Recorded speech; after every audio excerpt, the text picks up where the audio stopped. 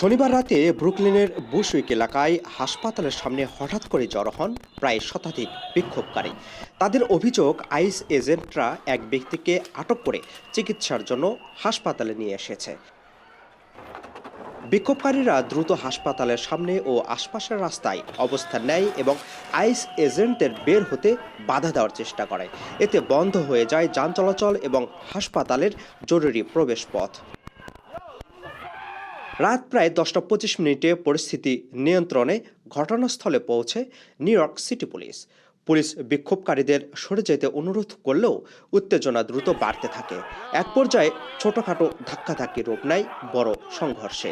দুই পক্ষের মধ্যে মারামারি, ধাওয়া পাল্টা ধাওয়ার ঘটনাও ঘটে। পরিস্থিতি সামাল দিতে পেপার স্প্রে ব্যবহার করে আইন শৃঙ্খলা বাহিনী। এ ঘটনায় অন্তত 9 জনকে আটক করে পুলিশ। তাদের বিরুদ্ধে গ্রেপ্তারে বাধা, ভাঙচুর এবং সরকারি কাজে বিঘ্ন ঘটানোর অভিযোগ আনা হয়েছে বলে জানিয়েছে এনওয়াইপিডি।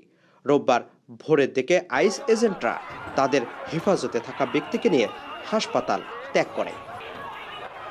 আপেল মাহমুদ, ঠিকানা নিউজ, নিউ ইয়র্ক।